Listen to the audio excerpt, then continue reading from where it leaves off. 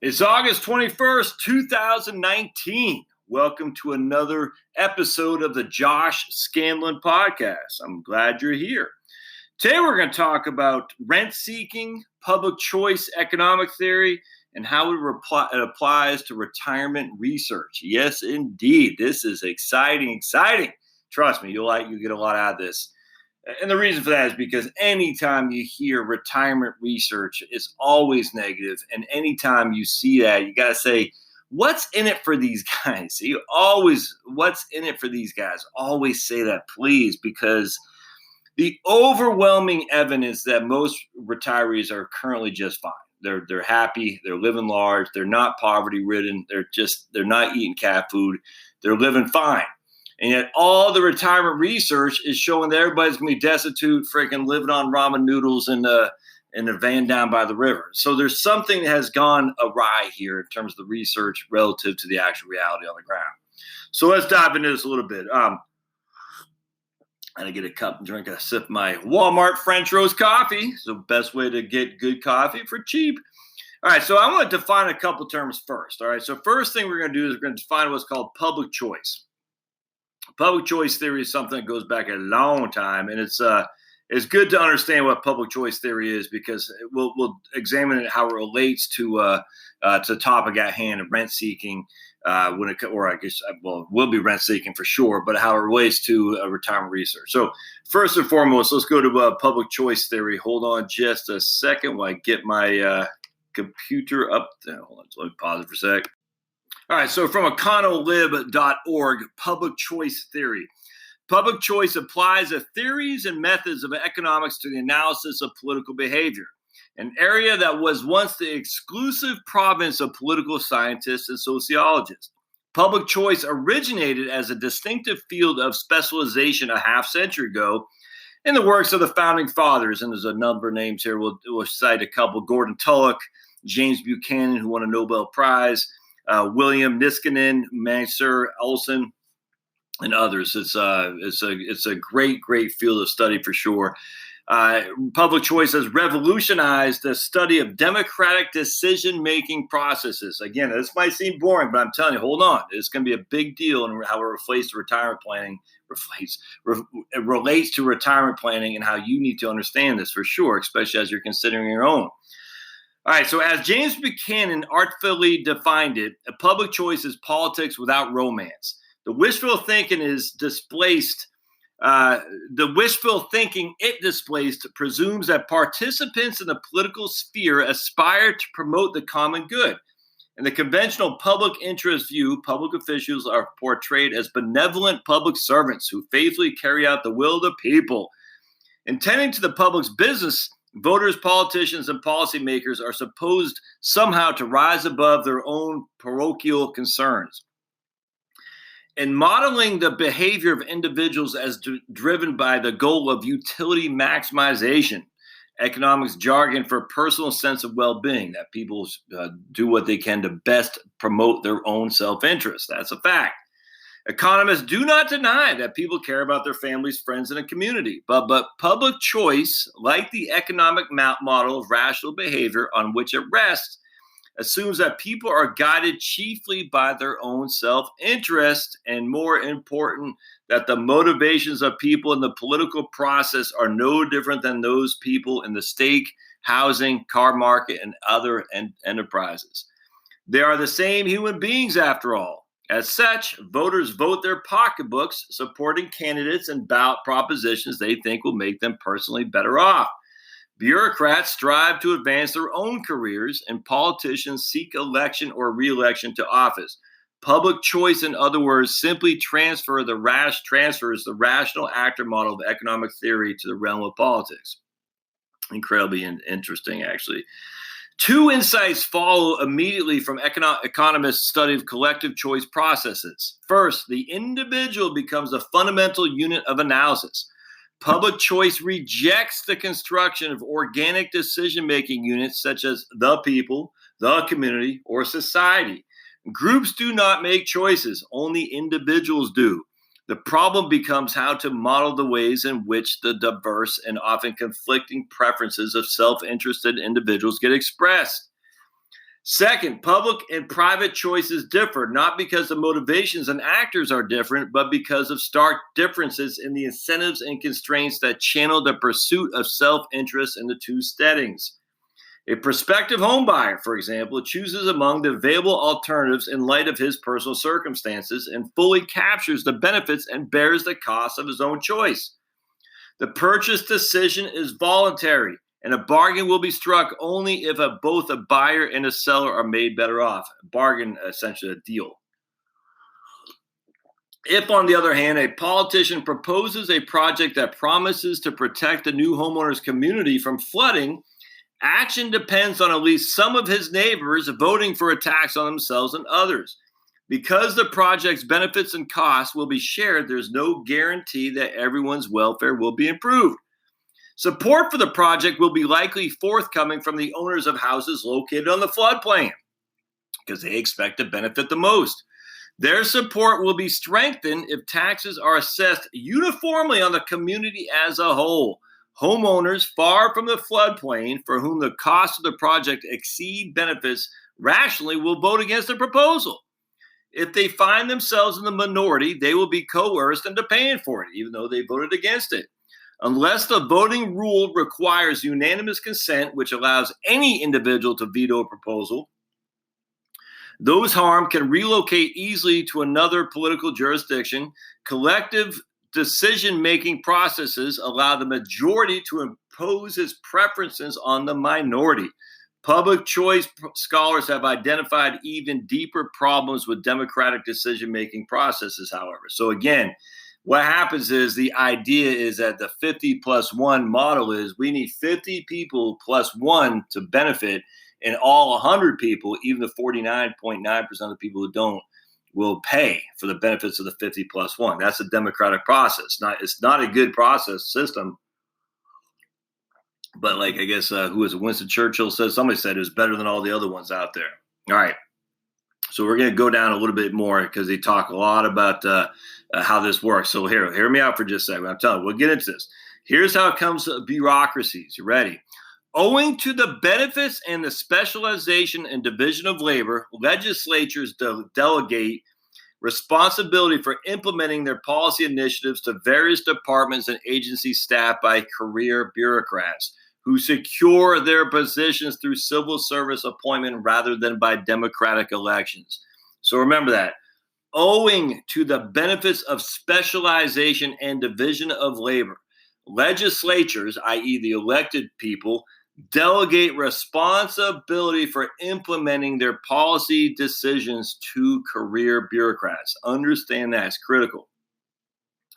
The early public choice literature on bureaucracy launched by William Niskanen assumed that these agencies would use the information and expertise they gained in administrating specific legislative programs to extract the largest budget possible from relatively uninformed, inexpert legislatures. Budget maximization was assumed to be the bureaucracy's goal because more funding translates into broader administrative discretion, more opportunities for promotion, more money, and greater prestige for the agency's bureaucrats. All right, so understand that. So a bureaucracy is seeking to expand its bureaucracy. That's what they do. Now, what does that have to do with rent seeking? All right, so rent seeking is a part of public choice theory. And rent seeking is a concept in public choice theory and in economics that involves seeking to increase one's share of existing wealth without creating new wealth. It results in reduced economic efficiency through misallocation of resources, reduced wealth creation, lost government revenue, and heightened income inequality and potentially national decline. Attempts at capture of regulatory agencies to gain a coercive monopoly can result in advantages for the rent seeker in a market while imposing disadvantages on their incorrupt competitors. All right, so let me share how this works in real time. I was on the town of Dayton, Virginia Planning Commission, and I will never forget this in real time action, actually. So I'm just I'm a citizen. I don't even know a legislator because I wasn't elected. I was just appointed. But the mayor was elected. The mayor liked me, I guess, and I can't remember if he or she, but anyway, whoever it was, I think it might be she, appointed me to the planning commission. So what happens is the city council runs, and then they delegate some legislative ideas on the planning of the town to the planning commission. The planning commission consists of citizens. I think there's one or two, maybe just one representative of the city council on the planning commission. But it's a wonderful way for the elected people is to basically say, oh, yeah, we didn't support or did support that. It didn't matter. But the planning commission did. So that way they can never be held accountable. But anyway, what happened was, I'll never forget, there was this Mennonite, because we lived in a town that was dominated by Mennonite farmers, dairy farmers. And some were turkey farmers, and turkey farmers were having a hard go at it back then. And so what happened is some of these older Mennonites who didn't have sons to run their farms when they got older would have to sell their land because they had no other retirement income. And they didn't want to, but you couldn't blame them. And so there's always proposals for buying up land. And that's fine, but it's one of the proposals was these guys wanted to buy up the land and put townhouses on there. And that was pretty controversial because our town was pretty small.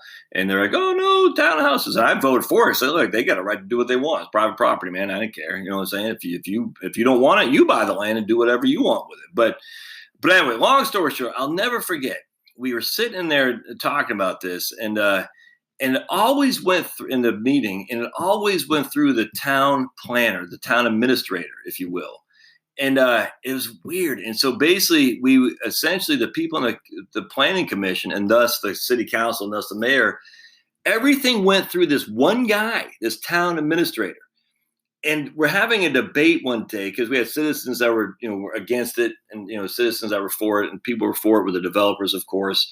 And they would bring their own, counsel and stuff in there to argue in favor of the proposal. And I was 100% for it. It says private property, man. You can do whatever you want. I don't care. If you don't want to do it, citizens, you go buy the land. But they never wanted to do that.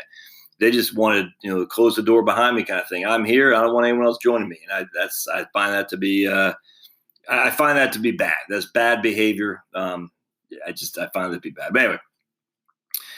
But what would happen was there's this guy who's also a developer who didn't want the townhouses on the land, but he wanted to buy it to put like these premium luxury homes, like acre lots or something like that.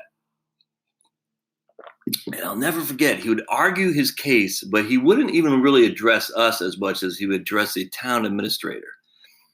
And it's just weird. And I just remember sitting here thinking, he's trying to get the town administrator to nix the proposal for the townhomes. And this guy would sit there and he would argue on behalf of the citizens who were against the townhomes, saying it'll ruin the quality of life in our little town. Town of Dayton isn't made for townhomes. It's going to bring riffraff, all the whole thing. But he'd argue like he was looking directly at the town administrator. It was weird. And I'll never forget that. And then what happened was, I can't remember what ultimately happened, but I just what we would do is we default to whatever the town administrator said, and then we also had private counsel. We'd hire a private attorney to come in and say the legal ramifications of this, that, the other. But whatever these two guys said is essentially what we did. Now I always vote in favor of private property, so I didn't care what they said. I voted for it. I literally, they own the land. They have a right to do it as they see fit. But I'll never forget, we're defaulting to these two individuals, the town administrator, who said, yeah, that's good. It looks good. And then is it legal? Yeah, it's good. He's okay. Did we know if it's legal? Why did the town administrator say it was good? I have no clue. Was he bought off? I have no idea.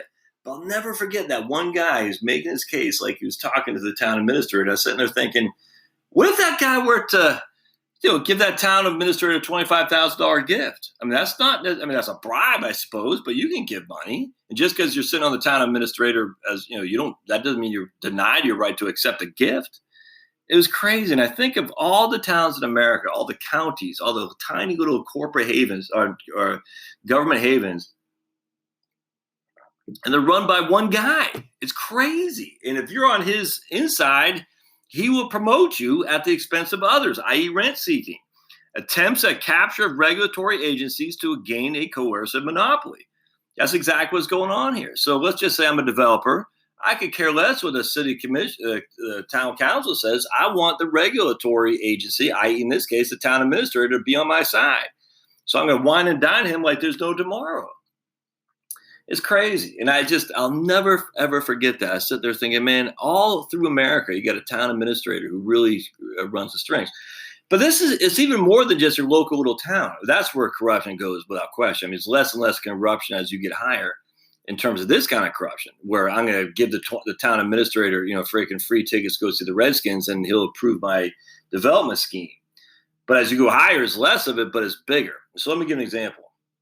Bob Dole, when the Republicans took over in 1994, for the first time, they controlled the House of Representatives, Newt Gingrich, and they controlled the Senate. They controlled the Senate in the 1980s, but basically there was no Republican-controlled Congress going back to the 1940s. This was the first time.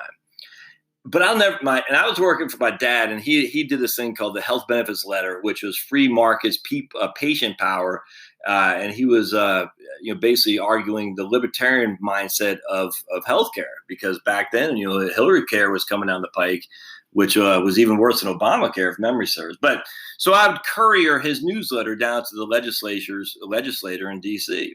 Going to the Russell Office Building, and I forgot the other ones, Senate, I forgot. But anyway, go down there. And I'd say, and he'd say, all right, we don't care about the legislatures themselves. And he gave an example of Bob Dole. So Bob Dole had just become Senate majority leader, right? He had just taken over because the Republicans won. Bob Dole from Kansas. He had been a senator for a long, long time.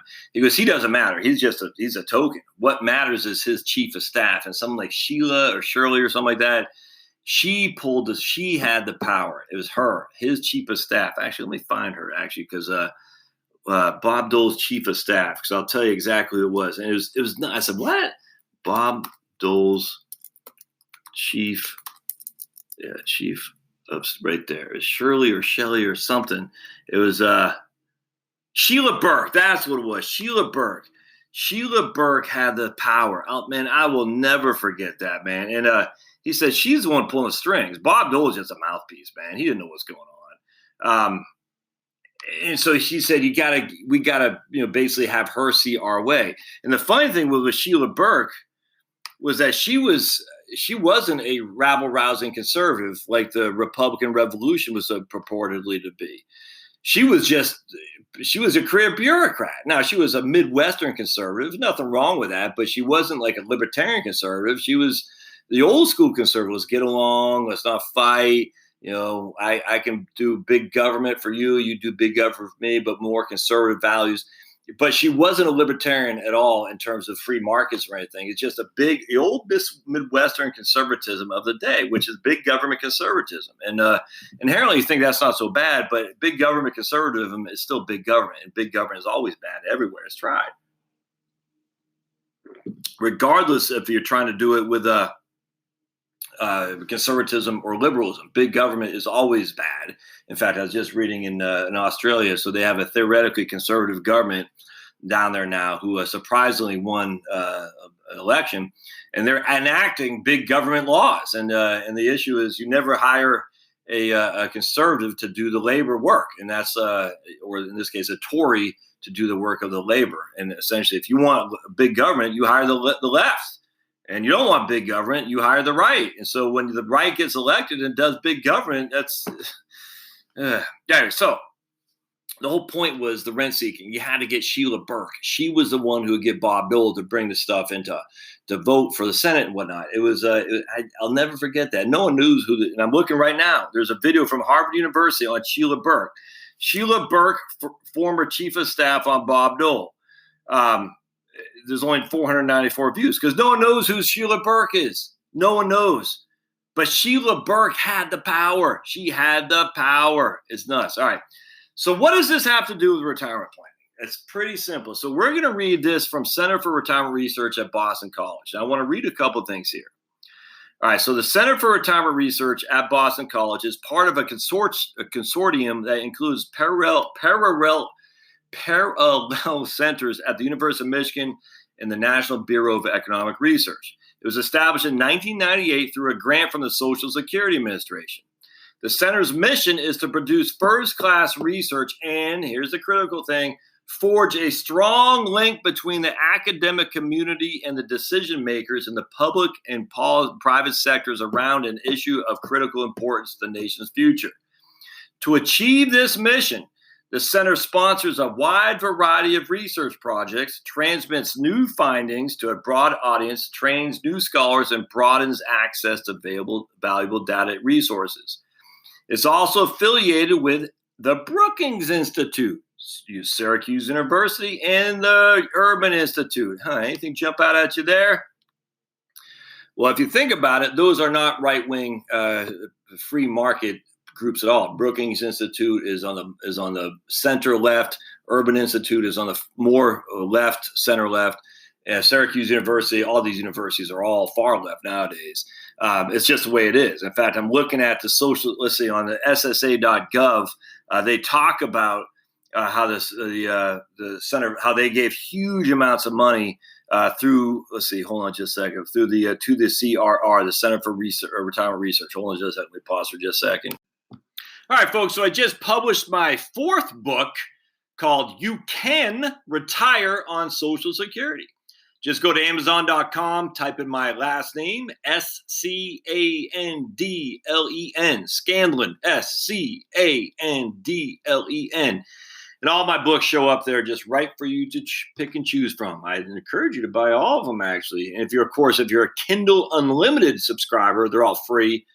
You can get them on Audible, at least two of them. You can get two right now on Audible, which is the Tax Bomb and your Retirement and Strategic Money Planning. Both are available on Audible. So if you are an Audible member, you can get them as well through there.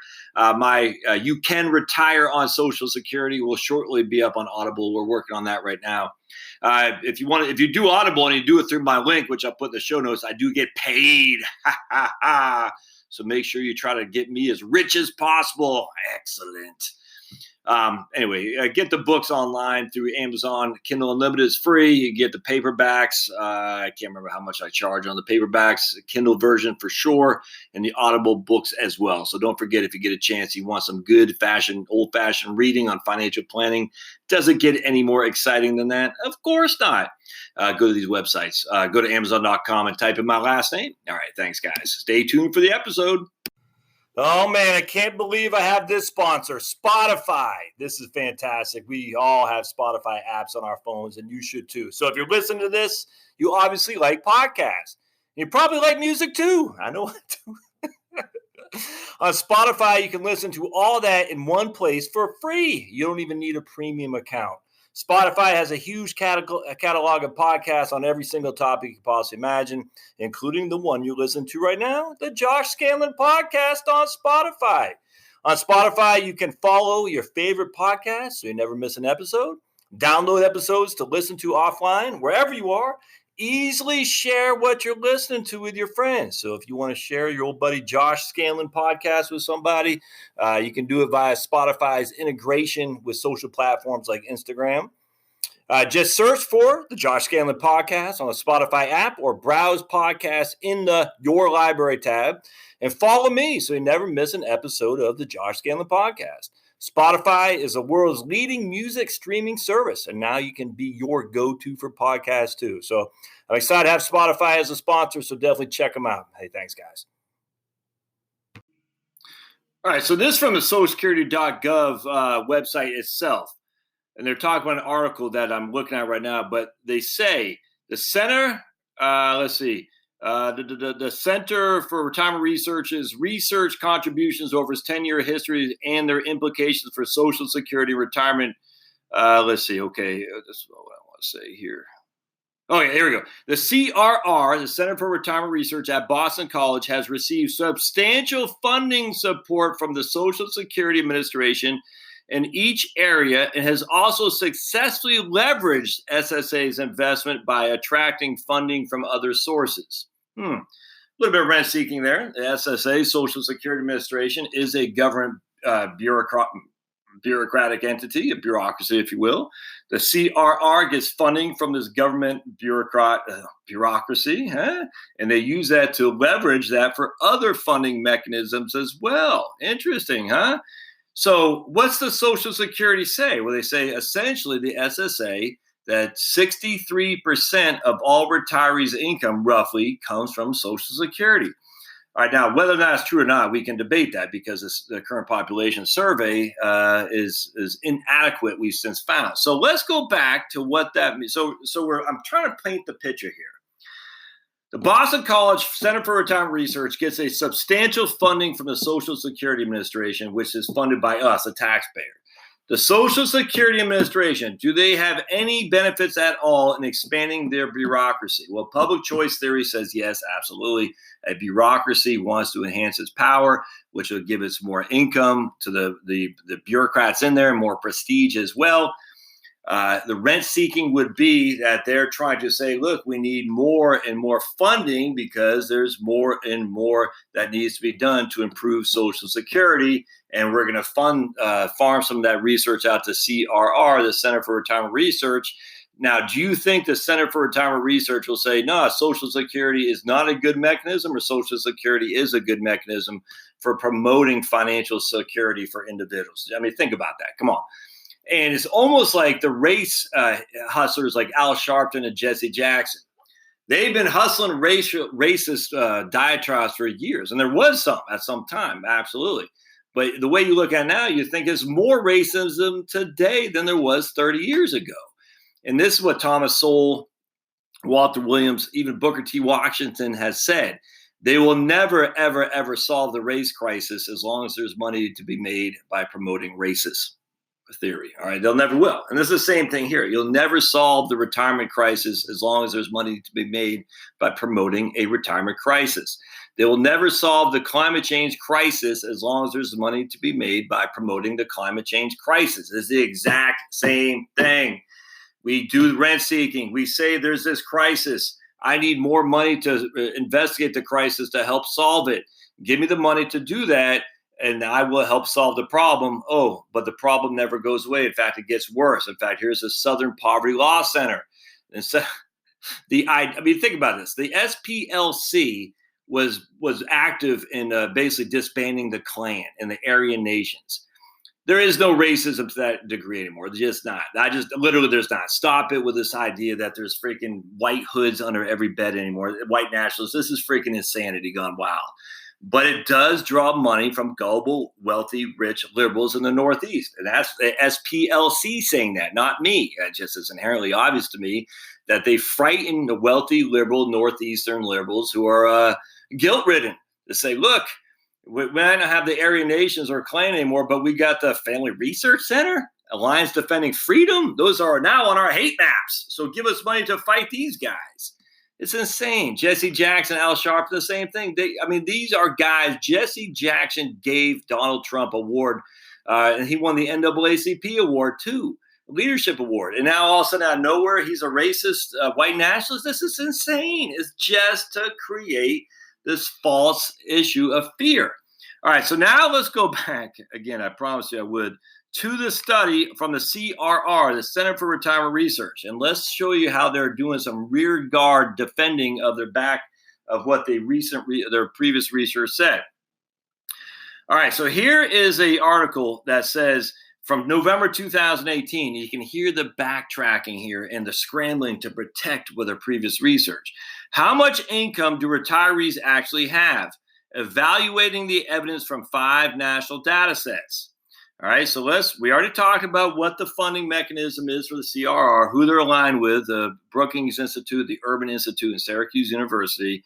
So here's their abstract. Recent research by B. and Mitchell with 2017 from the Census Bureau actually has refocused attention on the fact that the current population survey, the CPS, underestimates retirement income. In the wake of this study, some observers have questioned whether other surveys more frequently used by retirement researchers also understate retirement income, and if so, whether prior research suggesting that many households are unprepared for retirement is accurate. You see a couple things here. In the wake of this study, some observers have questioned whether other surveys, which are more frequently used by retirement researchers, i.e. us, the Centers for Retirement Research, no, we didn't use the current population survey, are actually adequately stating the risk to retirement, and whether or not, because they stated that previous they stated previously that many households are unprepared for retirement. Is this actually adequate? I.e., they're challenging our research, but we didn't use that research for the CPS. But we're going to show you that our studies are accurate anyway, so we can keep getting funding. Do you see that statement right there?